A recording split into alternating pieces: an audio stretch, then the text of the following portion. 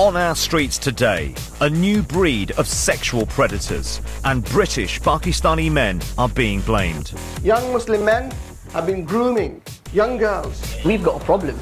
We can't bury our head in the sand. I just cannot understand why. It's been called on-street grooming. Networks of men who target young teenage girls. The guys always tend to be 30, 40. It makes me feel sick. And they were relentless in trying to get more girls into that vehicle.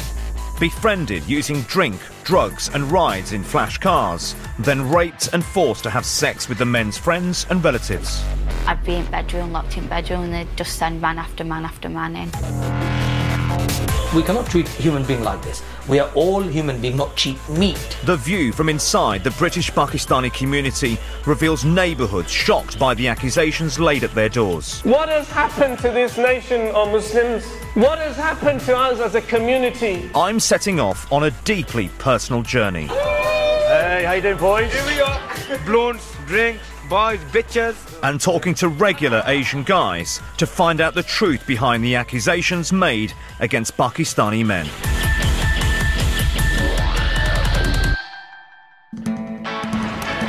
I'm Abel Ray, and I grew up here in Birmingham, home to Britain's biggest Pakistani community outside of London.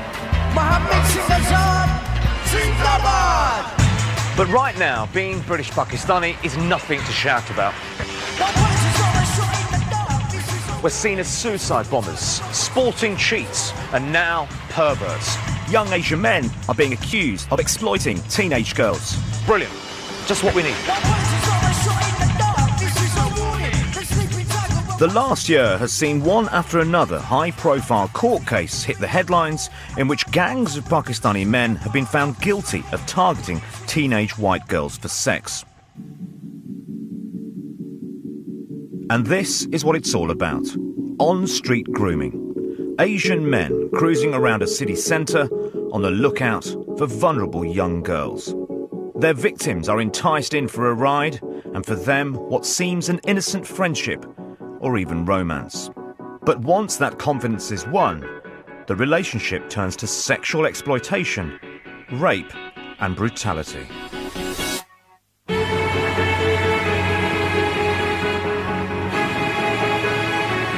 This is a personal journey for me, and it's one I feel I have to make. I want to find out how these young girls are falling victim to on-street grooming, how big a problem it is, what's causing it, and what can be done to stop it. As a British Pakistani, I know I'm not going to like some of the things that I'm about to discover, but it's really important to understand what's really going on here. Two Asian men had been given long jail sentences for abusing white girls in Derby. Last week, a report... I'm a broadcaster and I'm a British Pakistani. ...centre had suggested that a quarter of men accused of grooming may be Asian. Comments made by the former Home Secretary, Jack Straw, a few months ago caught my attention. He talked about the sexual attitudes of some British Pakistani men. Pakistani heritage men, some of some age as well, who target vulnerable young white girls. Was he right to make the comments that he did? To suggest that this was somehow ingrained within Pakistani young men was deeply patronising and offensive. To be fair, Jack Straw did say it was a minority within the Pakistani community, and he also did point out that most sex offenders are white. These young men are in a Western society, in any event. They act like any other young men. They're fizzing and popping with testosterone. They want some outlet for that. But Pakistani heritage girls are off limits. Sadly, there is a problem, and for too long we've been burying our head in the sand. There should be no hiding place for these sort of people, and we should take them on. And I think the community is beginning to wake up to that reality. OK, thanks very much. Mohammed Shafiq, thanks for joining us here on 5 Live. Time now is 11:24. Since the initial media storm after he made these comments, Jack Straw hasn't given any more interviews on the subject of grooming. When we approached him, his office said he was unavailable for comment. I'm heading up north on the M6 to Blackburn, Jack Straw's constituency. Many British Pakistanis are unhappy with his comments, and some of them voted for him. A fifth of Jack Straw's constituents are Asian. Blackburn has seen its fair share of trouble over the years, including riots almost a decade ago. But locals have worked hard to heal community tensions ever since. I've come to meet 3 Blackburn lads who think what the MP said about grooming was offensive and potentially inflammatory. They mounted a campaign to get Jack Straw to apologise. What was it about what he said that bothered you so much? The fact that he generalised across the board. 5 people out of 100 might do it, that doesn't mean 100 of them do it, basically. And I do a lot of coaching. There's loads of kids, and with their parents watching, other parents thinking, he's teaching my daughter how to play some cricket, but is he thinking something else? I mean, do you think in any way Jack Straw was right to bring up those comments? You know, this is Jack Straw. Why can't he go inside the mosque and basically speak to the imam over there? Why can't he speak to an elder within his house and basically try to address this problem within the Asians? I think he's got it wrong, totally wrong. A criminal's a criminal, a paedophile's a paedophile. It's just wrong. You don't racialise criminality. A criminal will always be a criminal, no matter what his colour is, what his religion is, what his sex is. A criminal's a criminal. Jack Straw apologised for his choice of words and for any offence he may have caused to British Pakistanis, but not for speaking out. The fact is, if he hadn't, then a lot of people, including me, may not have engaged with this important issue.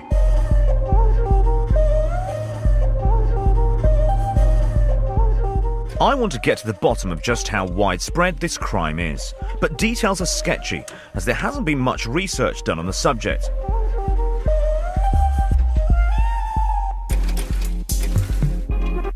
When you look at sex offenders as a whole, over 80% are white, so clearly the vast majority of Pakistani men are not sexual predators. But when it comes to this specific crime, on-street grooming, a recent government study found that a quarter of men suspected of taking part were described as Asian. But reports of criminal convictions suggest the real figure could be much higher. What's interesting here, looking at some of the newspaper reports of the names of the people that have been convicted, they are a lot of Asian names, clearly, but the vast majority are Pakistani. And I'm seeing Hussains, Alis, Shahs, Khans, Raja. They are Pakistani Muslim names. I found around 20 cases that fit the on-street grooming model in the past 10 years, and of them, around 4 out of every 5 men found guilty are of Pakistani Muslim origin. Work is being done to investigate the sexual grooming of vulnerable teenage girls by gangs. A 3-month operation into suspected currently looking crime. at whether there are any patterns emerging in the street grooming of young girls. The Home Office has said there'll be an gang of men treated a group of teenagers as sex objects. To find out what's behind the grooming stories continuing to make the headlines, I'm off to meet the man who wrote many of them. The first to investigate the link between Pakistani men and on-street grooming was Times journalist Andrew Norfolk. He's examined criminal cases going back as far as 1997, and I'm hoping he can fill me in on how these gangs operate. I think, from what I can gather in the cases I've been looking at, there's a fair sense of contempt for the white girl who's there and available and is worthless in the minds of the men who are doing this to her. Where one gets into sensitive territory here is these are lads who've grown up in this country. The values at home belong to a different country where their sister, their cousin, is an object to be protected at all costs, and her chastity is to be protected at all costs. Right. But they're growing up in a Western society where sex is on a plate every time they open a newspaper, and the white lads your age are going out and having sex with anything that moves. And as a white journalist, I mean, if you don't mind me asking, I mean, how much success have you had with all of this? We've had some strong criticism from people who clearly feel we've ventured into territory that we had no right to venture into, who would seem to say that we are attempting to make effectively a racist point. All we're trying to do is highlight a very specific model.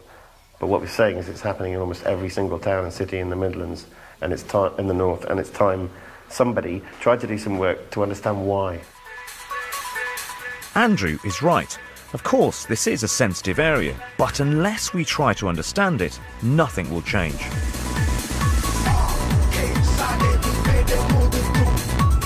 A few days later, I'm in Burnley's Asian area, where the town's Bangladeshi and Pakistani residents mostly live. I happened to meet a group of Bangladeshi lads, so I decided to chat to them about girls. Hey, how you doing, boys? They're nervous about talking openly, so don't want to show their faces. How you doing? Are you alright? Your faces aren't being filmed, so you don't have to worry about that. A bit more lower. So tell me this, what do you guys do sort of for, night out? What do we do? Where do you hang out and stuff? Local, innit? Blondes, drinks, boys, bitches, shit like that. The main problem is racism.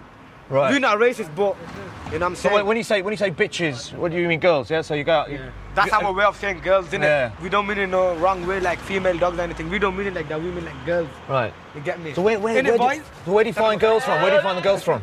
We don't find the girl finds us, innit? Right. And have you got a girlfriend? Not one, couple. Oh, right. Why, you want one of them? I might do at some point, yeah. So why not keep the camera down? The camera's down. We don't want to picture your face. Alright, no problem, cousin. I'm saying. Are they Asian? Are they white? Are they everything mixed? Right. Name them. Keep it down. What's it like dating a white girl in Burnley? Hard, innit? Like all them, Well, I don't want to say white people, but I gotta say it. What's he doing with the white girl? We go to park rangers come and kick us out because we're with the white girl and stuff. Hang on a minute. Hang on. That's news to me. So you go to the park. Yeah, with the white girls, and they're like, "What you doing here?" We're like.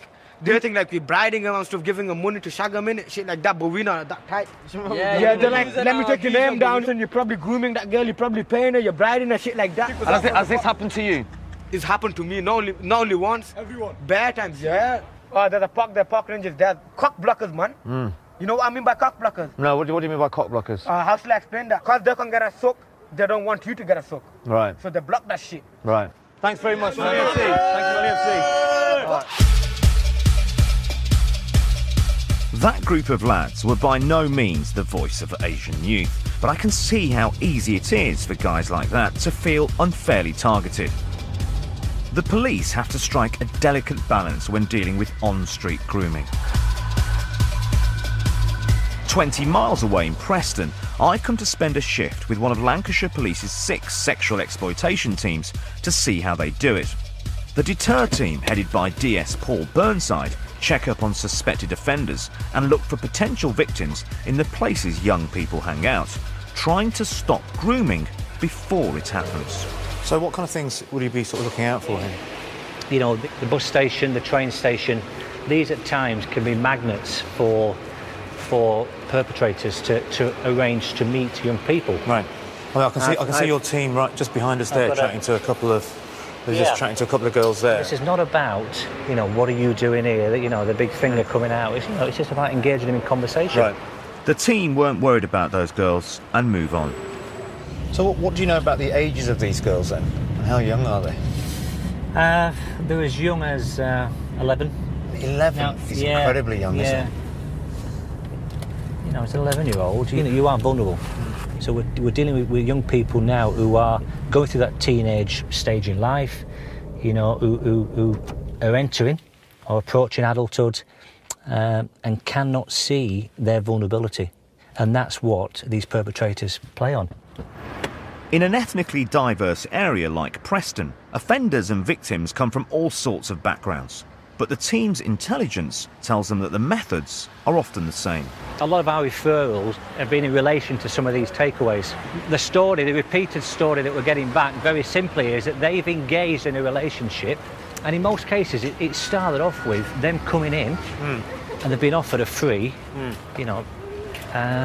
sandwich, kebab, or whatever the takeaway, is selling. So it's something as small as that, a free kebab. To build the trust up is so much easier than doing that with an adult, because an adult is more worldly wise. That's the thing that gets me now, is that if you had that mentality, if you wanted to groom young children, it seems to be, potentially it could be very easy, because you meet these young girls and it's just the price of a burger and chips. What's that, £2? They're gaining that friendship, and all along they're thinking at some point there will be sexual activity. And that is why we do stuff like we're doing now, and it's to nip that in the bud before it happens. As the evening draws in, the team continue to look for vulnerable teenagers. Sadly, this type of preventative work isn't nationwide, and as many as 2,000 young people fall victim to sexual exploitation every year. Now I've seen how a victim's trust is won, I want to understand where the grooming process leads next. So I've come to meet a young woman, Emma, although that's not her real name. Hi, Emma, how you doing? Adil. Nice to meet you. Lovely to meet you. What is all too real is her description of the brutal treatment she received at the hands of a group of Asian lads who befriended her when she was just 12. What actually happened when you were 12? I just started going to a local shopping centre in Children's Arcade, and I got approached by teenage boys who was a couple of years older than me. And then they started to introduce me to older men who had flash cars. You know, they wasn't strangers. A 30-year-old didn't pull up outside of me in a BMW and, you know, ask me if I wanted to get in and he'd take me for a McDonald's, because I would have said no. You know, I'd spent 12 months with these people and they were friends of people who I trusted. After almost a year of hanging out with her new group of friends, one older man in his 30s began to single Emma out. So when did the abuse start then? After I met Tariq, probably about a month later, a couple of months, I was on the floor and he was ripping my trousers and all my clothes off and he was on top of me. And there was a gang of men stood watching and laughing and he'd started to rape me. And then there was one man holding my arms and pinning me down and trying to put his penis in my mouth. And another one holding my legs down as well. And someone holding my friend's eyes open, making her watch. All Pakistani men? Yeah. I was a virgin, and he'd raped me quite brutally, and I'd got a white coat on, and he'd got the blood, and he'd wiped it all down my white coat. And my friend had to take me to the toilet and sort me out. She was trying to scrub the blood off my coat because I couldn't go home like that. And I was really upset and I was crying. And she was just saying that, you know, making out as though I've overreacted. No one ever around me made out that what had happened was wrong. Right. It was made out as though that was right and it was acceptable, and that's life. It's remarkable that after this horrific rape, the teenager still thought these boys and men were her friends. It shows how chillingly effective the 12 months the gang invested in grooming Emma really were. By now, she was distanced from her real friends and family. They'd isolated me from everything and everyone. My only friends were these people. The way they groomed me, and it was through drugs and alcohol. But my biggest drug was these men, and you know they were like my habit, and it was getting over that, and I felt like, you know, it was normal. That was just life. Are you okay? Yeah. Sure? Yeah.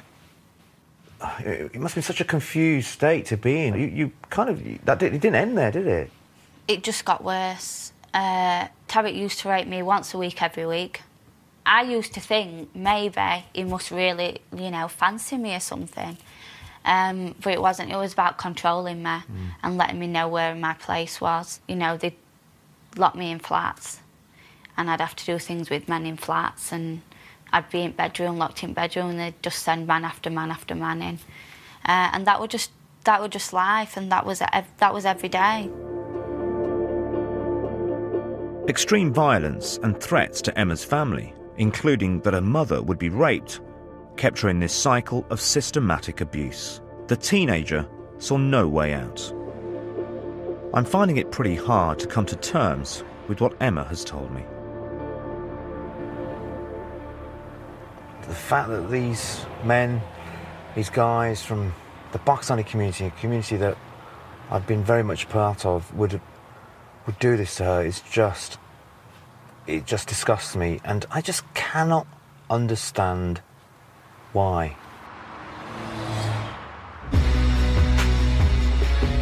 There's little more than 1 million British Pakistanis, and throughout this small population, everyone is asking the same question. How could these crimes happen? To try to find some answers, I've come to visit a town grappling with grooming head-on.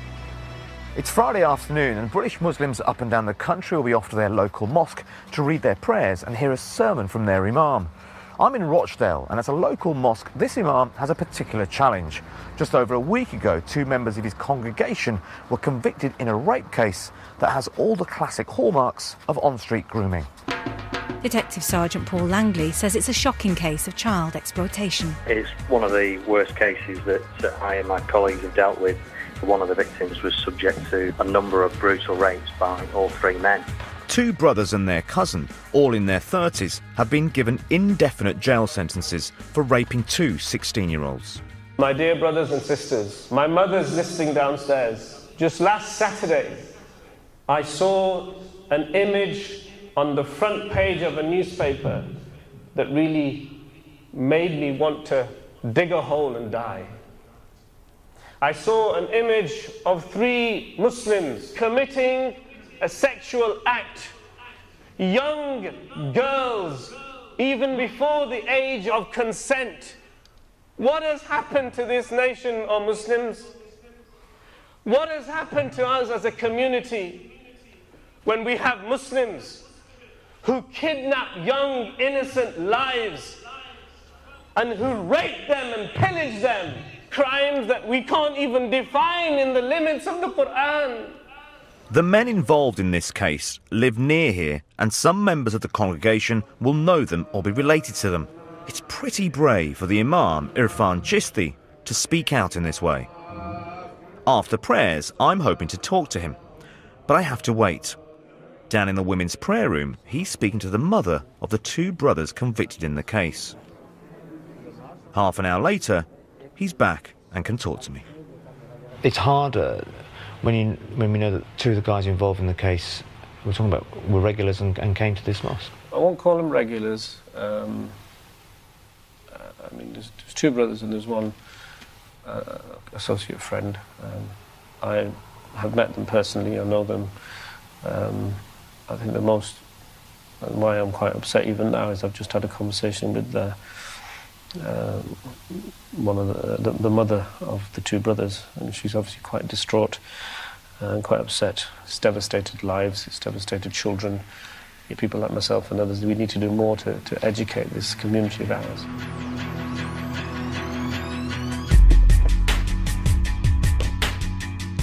British Pakistanis tend to be a tight-knit bunch, and I'm wondering how it feels to know you've been rubbing shoulders with a groomer. So I've arranged to meet some lads who might be able to tell me. So what was your reaction to the recent case here? You want your area to be known for something good, you know, maybe football or whichever way, but you know, you're known for something like as bad as this, and on top of that, is somebody that's you possibly know. Have you ever come across any of the guys that have been involved in these crimes? Those 2 brothers and that cousin who got jailed recently, and my mate was telling me, and I couldn't believe it. I was so shocked. I was like, I was with that guy. I was chatted to him about 4 or 5 times, and he seemed such like a nice guy. And he had a wife. He had kids. He used to be taking his kids to school, and it was disgusting. I couldn't believe that kind of guy could do such a thing. It's just shocking. The guy lived down the road, and I couldn't believe that. Oh, that's the guy. It's like, it's sad to say that, you know, this guy was all right at the time, but he can actually do something like that. It's scary, and you kind of lose that trust in general with other people. English Defence League have come into the town and done the demonstrations, and that's left the town now picking up the pieces there, where all the years of work that was done to build community relations between different, you know, people of different backgrounds, races, faiths. With this one issue now, with that polarised discussion, we're going to have to start all over again.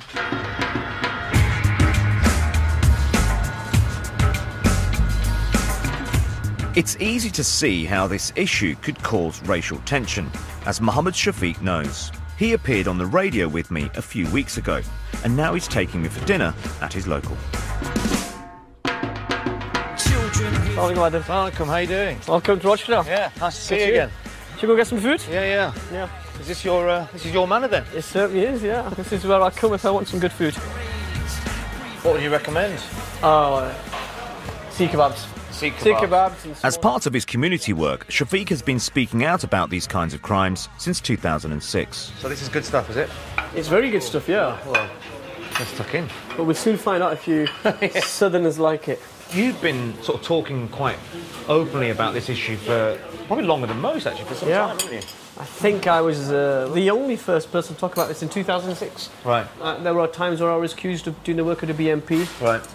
I received death threats. I received excrement through my door.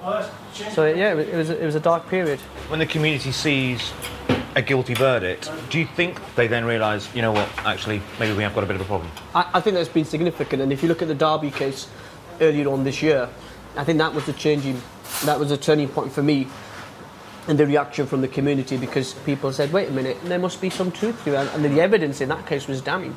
But I think now that the floodgates have opened, people are more confident in talking about these crimes. We are going to begin to see real change.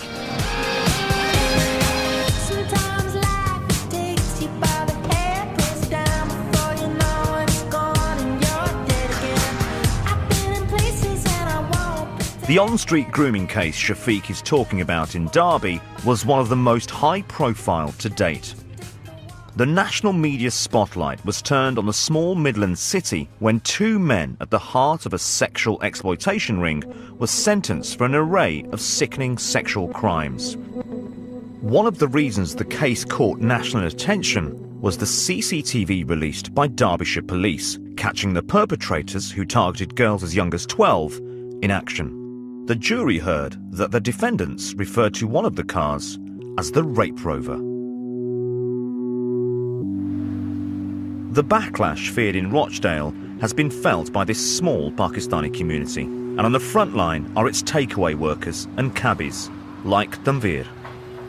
So how did it affect you personally, because you're a taxi driver? They were calling up the taxis, but when we used to approach the actual address, some people used to approach the car and then just walk away. Oh, so they call the taxi. That's right. You turn up, they see that it's an Asian bloke, Pakistani bloke, Muslim bloke, not getting in, mate. Did they ever say anything to you? You would get some abuse, yeah. What kind of things would they say? Things like paedophile, you know, things like that. Just silly comments, racial comments. I don't want to get deep into it, but it was nasty, so mate. They call you a paedophile while they're in your cab? That's right, yeah. And it's not nice, you know, when you're driving. You've got three guys in the back and they're calling you paedophile and things like that. How did that make you feel? Small, you know? Don't feel really good, really bad. Because obviously the community itself is very good, but the small minority has cast a big shadow over the whole community, you know?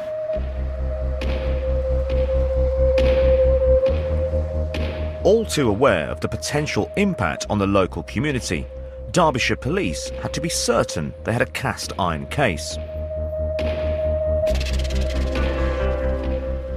The groundbreaking investigation, named Operation Retriever, was led by Detective Superintendent Debbie Platt. So why was this case so unusual then? It was unusual because we used very different tactics to deal with the organised crime group. Right. The team focused on gathering corroborating evidence. As none of the young girls had come forward, police couldn't be certain of their testimony in court.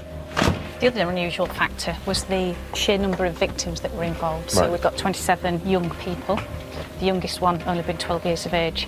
Months of undercover investigations involving dozens of officers came to a head one night in 2009. And just tell me a little bit about the surveillance and what you found. What happened that night was incredible, really. They picked up two girls. These were two girls that had never ever met these men before, and within minutes of the car driving up at the side of them, these girls naively got into that vehicle. They were then driven outside of the city. They were eventually that night brought back to Derby, and for some reason they were dropped off. The vehicle driven by our two principal subjects drove around the city, and they were relentless in trying to get more girls into that vehicle. That night, the men cruised around Derby for 2 hours, looking for and approaching girls. But they had no more success, and the surveillance team followed the pair back to a block of flats at around 2 a.m. and kept watch, not knowing which flat they had entered. At 5 a.m, a 14-year-old girl emerged and was tailed by officers, who overheard a shocking revelation. She disclosed that she had been orally raped within a block of flats by Asian males. So police picked them up, but more importantly, when the offending group came out and got into the vehicle, they were all arrested at that point. And how are you dealing with the fact that it appears that a disproportionate number of men involved in this type of grooming, not just in Derby but across the country, come from the Pakistani community? It's difficult for me to confirm that, because if I look, and I've been in this role for 3 years now, the vast majority of offenders that we deal with in child abuse and child exploitation are white males, without a shadow of a doubt. If I look at the number of registered sex offenders that we are managing in the community, they are predominantly white males.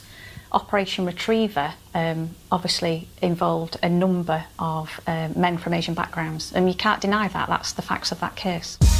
That's exactly what I want to get to the bottom of. If the men responsible for general sex offences are mostly white, why is it that so many of those convicted of this specific type of sexual exploitation are Pakistani men?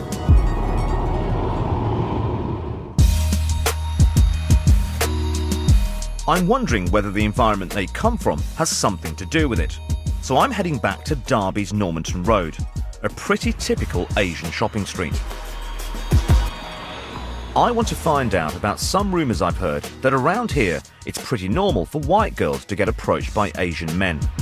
In a local takeaway, I've met Tara. You see it all the time. You see cars stopping or whatever. Cars have stopped to me and my friends before, like in the past. You can just walk down the street and a guy could like say sexy or it's Right. just, it makes me feel sick, really. So you've been walking down the street, Yeah. and a car just pulls up next to you. Yeah. And what do they say to you?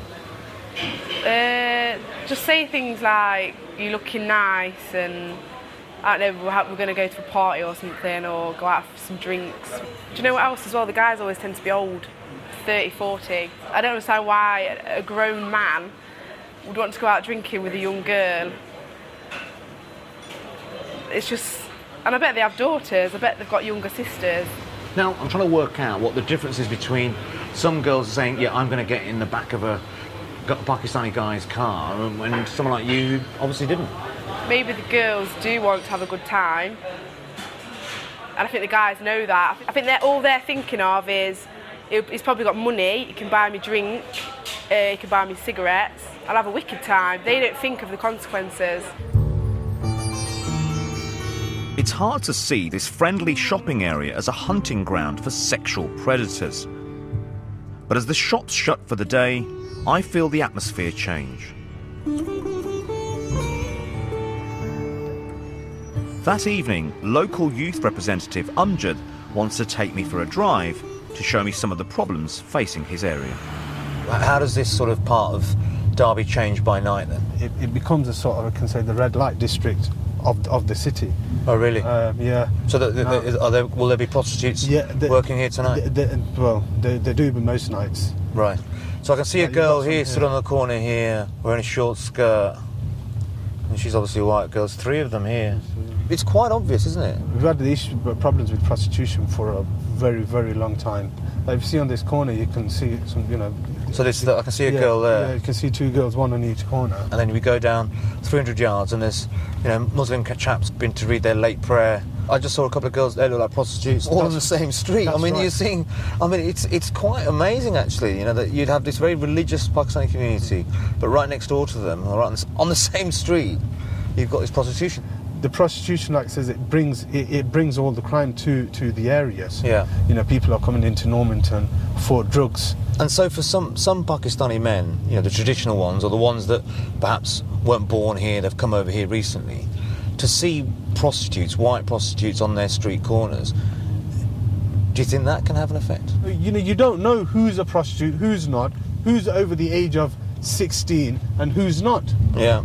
Yeah. And you can see how easy it is for people, regardless of background, to get, involved in these sorts of acts.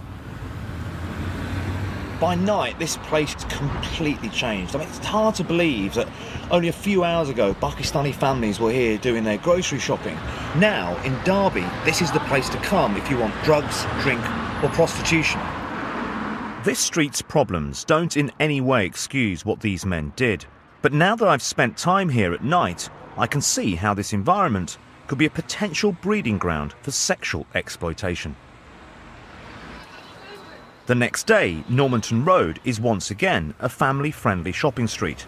This is the area where the men behind these crimes grew up, and I want to find out a bit more about them. I've arranged to meet up with the chairman of the local Pakistani community centre, Shaukat Lal. So why is this happening in the Pakistani community then? Adil, I wish I knew the answer to that. In Derby's case, for example, it wasn't about money. You know, it wasn't about prostitution itself. That's not what came out in that particular case. So they weren't charging lots of money and making money? They already had flashcards anyway. Yeah, there was no evidence to suggest that what they were doing was pimping the girls out. Right. In this particular case, it was nothing more than actual entertainment. You know, it was about using and abusing the girls for their own pleasure, and more than anything, what emerged from the case was, it was like a level of bravado, you know, like... Status. Yeah, sort of passing the girls on to somebody else, saying, look what I've bought you, look what I've got, look what I can bring to the table. The idea that the sexual abuse of a teenage girl is a way to gain respect is sickening.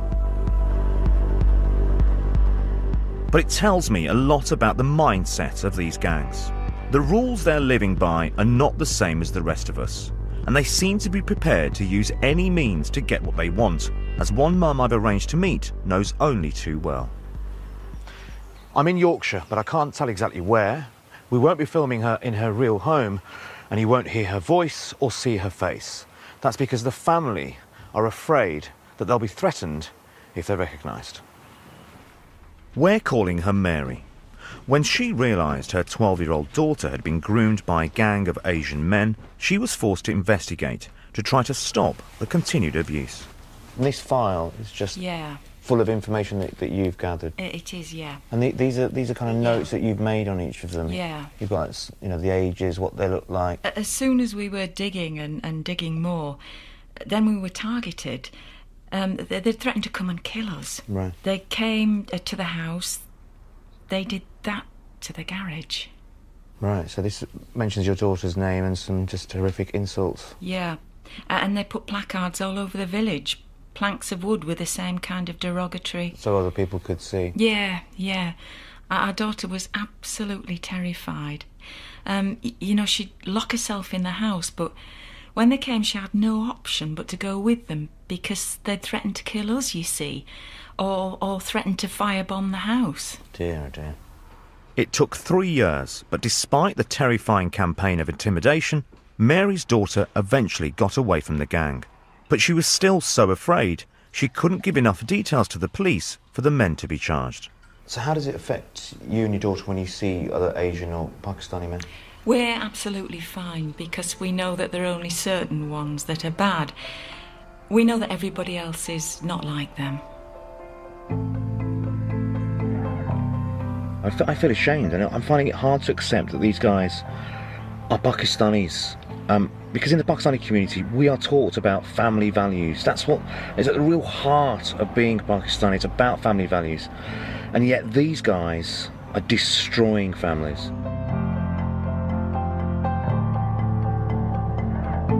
Somehow, men who grew up with the same clear moral code as me think the sexual abuse of young teenage girls is acceptable. But why? What I really want to try and find out is whether there's anything within the Pakistani community itself that could be a contributing factor to all of this.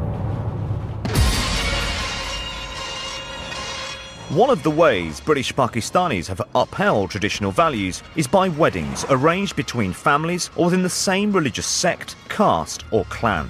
The often successful practice of cousin marriage is carried out by as many as half of all British Pakistanis. But could it be that this survival technique has now become the very thing pushing some young British Asians into secretive sex lives?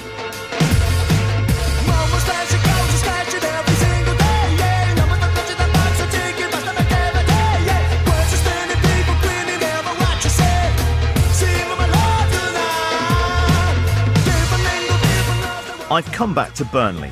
I'm meeting a group of 4 mates, 2 Pakistani and 2 Bangladeshi. I want to find out whether they have trouble balancing parental expectations and relationships. So are you guys expected to marry within like not only the religion, perhaps even within caste or within communities? Is that kind of... It's sort of the done thing to do. Even some people, they sort of marry like sort of relatives back home, back home in Pakistan or Bangladesh or India. So, if you wanted a girlfriend, are you able to openly have a relationship with a girl? No, that's out of the question. That's out of the question. Why is that out of the question? Because it's sort of Asian values, It's religion. It's religion as well. Because the majority of people around here are Muslim, so you have that big major divide, as in guys and girls. So does that mean that there are no Asian lads in Burnley going out with girls? Oh no, of course not. They are, but it's all undercover. The parents will be like totally oblivious to it. And then it comes down to, because when you see a guy, he will have, for a girlfriend, he'll favour a white girl, but then for a wife, he'll favour an Asian lass. Because the thing is, a lot of the white girls, I'm not being stereotyped, when you're 17 years old or I'm 19 years old, very few of them will be thinking about marriage on that sense. A lot of them, they just want to have fun and get around and stuff like that. With an Asian girl, as soon as you get with an Asian girl, they will start saying, they will think marriage and stuff like that. So a lot of Asian guys will tend to stay away from an Asian girl. When you go out to a nightclub or something, just to have a little bit of fun on the lash with the lads, you're not going to go and see many Asian girls. As when you go out in Burnley, this is a very close, it's a close community in that way. Everyone sort of knows each other. So if an Asian girl was seen out in the club before the night ended, her family know her. Same for the lad as well. Have you guys kind of, shown restraint at times at university? Of course. Never had girlfriends? No, never had a girlfriend. No. Not on camera anyway. You're not going to tell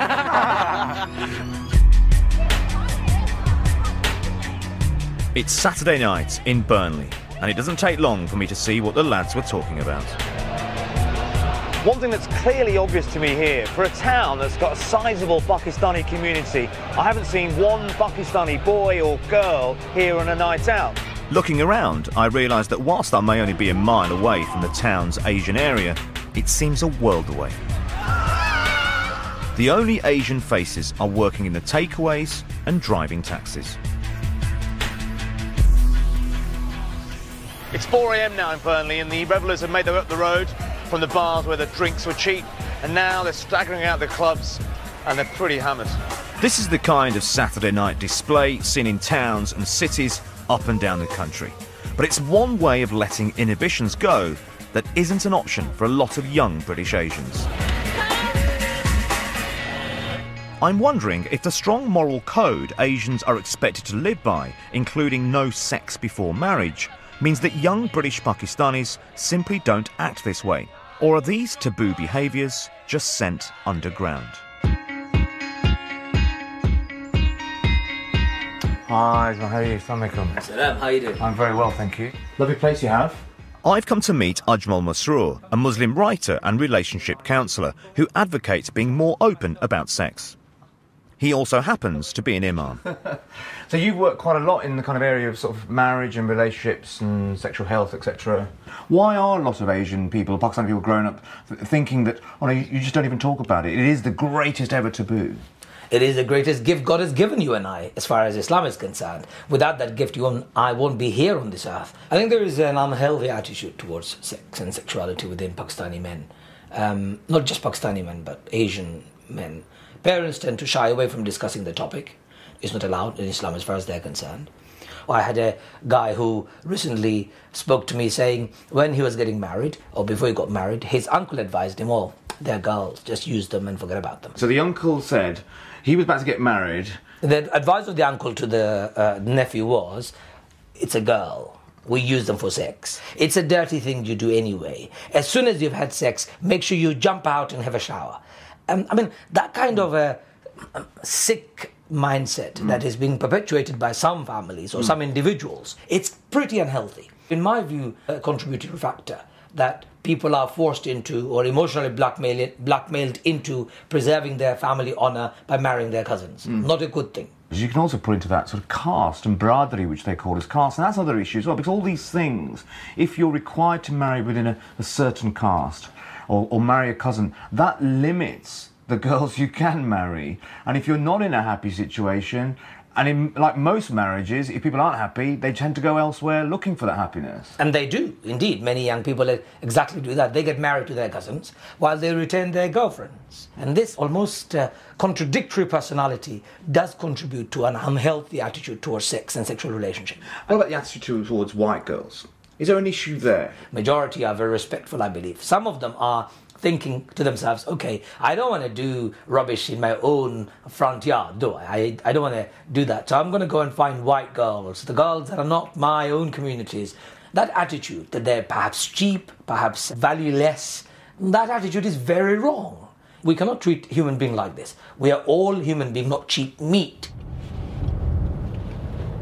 I thought it was really refreshing to hear Ajmal talk about this notion of an unhealthy attitude towards sex amongst certain sections of the Pakistani community. And I know some people will be very uneasy hearing that, but I think it's really important. I think a lot of the things that Ajmal Masroor talked about really do ring true with me. I've seen it and I've heard about it right at the heart of the Pakistani community.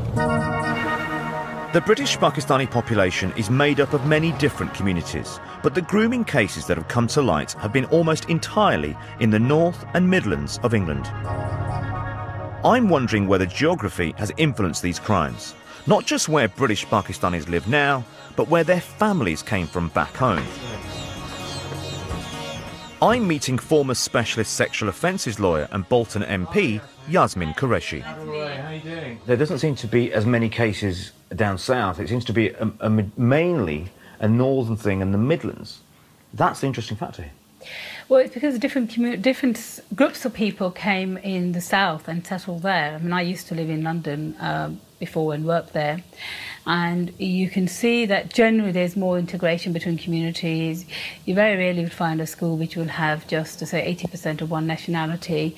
It'd be a mixed group of people. And also a lot of the people who came and settled in the south were people who came from educated background or sort of, much more literate background, parents, people who knew, or the parents who knew about some of the dangers that their children are subjected to. Because up here in the north, a lot of the families and a lot of the fathers, they came here to work in the mills. So you're suggesting that perhaps they weren't as educated as some of the city dwellers, really? I don't want anyone to think that if you don't have education, it means that this is going to happen. This is going to happen.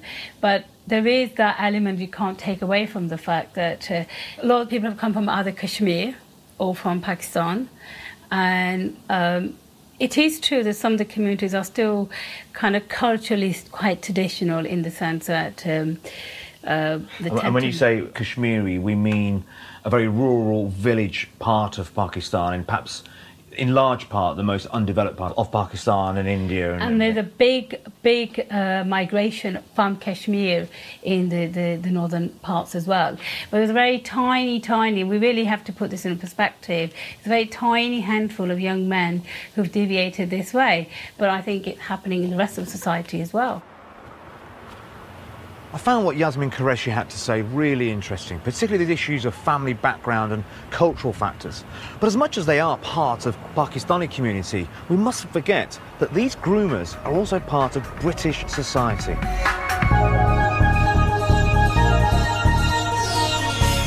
Pakistani and Bangladeshi Britons are almost 3 times as likely to be poor as the rest of the population. But you can't blame these crimes on poverty alone. Society as a whole needs to find an answer to this. But only a fraction of the men responsible have ever been brought to justice. In 2009, Bernardo's found that almost 3,000 children were believed to have been victims of sexual exploitation, but there were just 89 convictions. I'm on my way back to see Emma, who endured 3 years of abuse after being groomed at the age of 12. I'm meeting her dad too, to discover how the family dealt with the aftermath of sexual exploitation.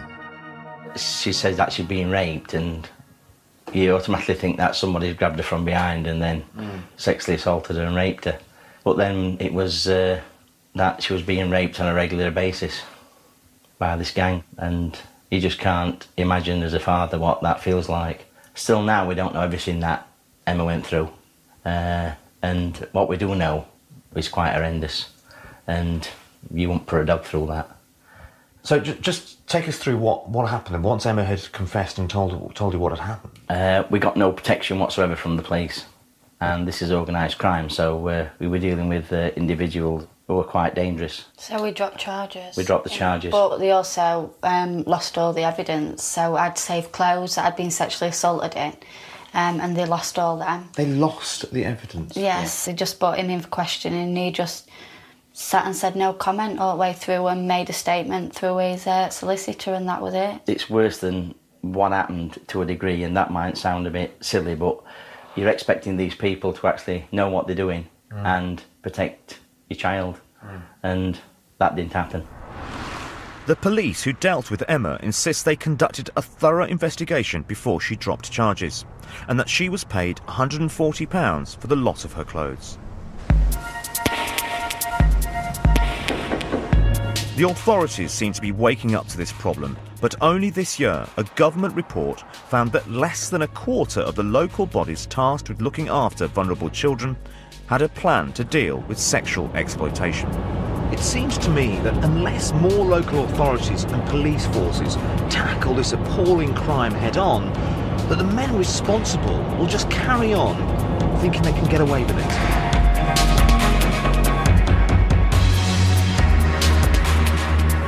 I've come back to Derby one last time. Police here were successful in their investigation and prosecution of Operation Retriever, and I want to find out why. Today, their child exploitation investigation unit are serving an abduction notice, a warning to a man whose relationship with a 14-year-old is thought to be inappropriate. It's a very good tool. It makes sure that the suspect is well aware of how old the child is. It'll either prevent him from further contact with that child or help support a prosecution. Although the man being served with the notice doesn't want to be filmed, I'm allowed to sit in. If you do not cooperate with this request and this young person is traced to your home or is found in your presence, then you are liable to arrest and prosecution under Section 2 of the Child Abduction Act 1984, which carries a maximum sentence of 7 years imprisonment. Thanks for your time.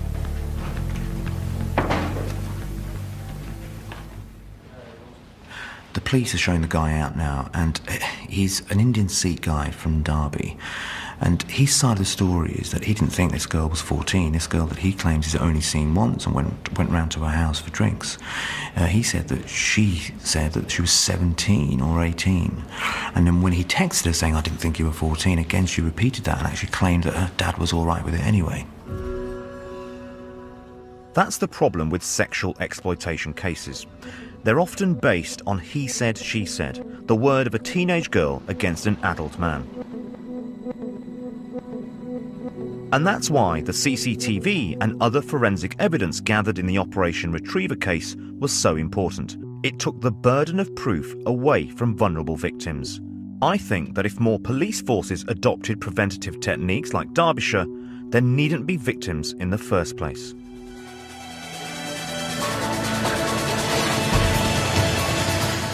And it's not just the authorities changing their tactics. British Pakistanis have an important role to play in preventing these crimes too, and there's signs that they're starting to take on this responsibility. In Manchester, I'm off to Friday prayers.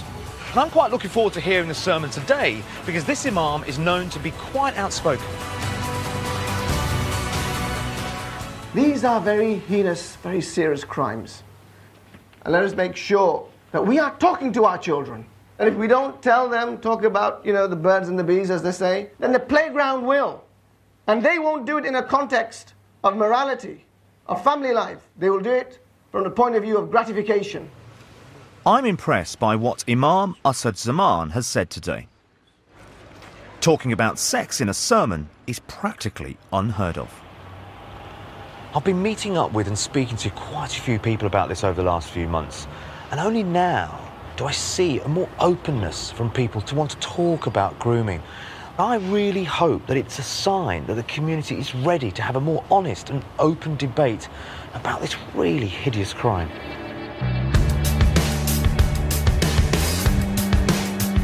Thousands of childhoods have been stolen by sexual exploitation. Every single one of those victims has to find a way to put their lives back together again. just like Emma Jackson. She's managed to build a new life after the horrific abuse she suffered, even though the men responsible were never brought to justice. This is my room. Okay, so this isn't the house that you grew up in then? No, this is a completely different house in a different area. Right. Emma has written a book about her experiences and has a job helping other victims of sexual exploitation. How do you feel when you look back and think about that little girl that got involved with Tariq and all these guys? I think the worst thing about it is, you know, them years that I'll never get back. I'll never ever go to my school prom. I'll never ever sort of be able to get them years back where I'd get excited about taking my A-levels and going to university. And what about your attitude to Asian men? I mean, how do you feel now, sat here on your bed, a Pakistani guy? Fine. Most of my friends are Asian.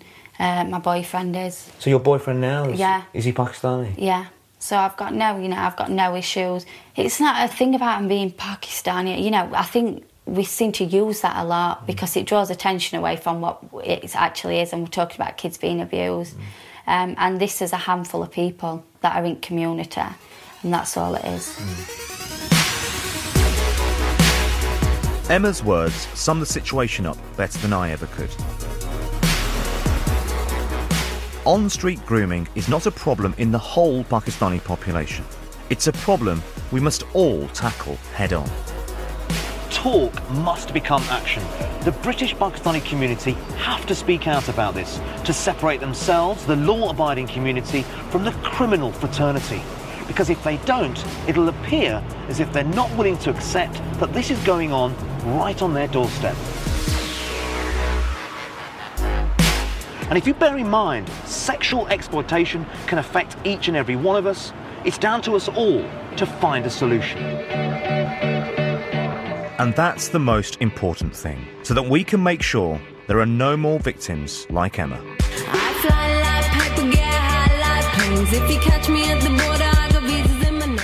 For details of organisations which can provide help and support, visit bbc.co.uk/Action Line. Recorded information is also available on the BBC Action Line number 08000 680 133, 24 hours a day. Calls are free from a landline. Sitting on trains, every step I get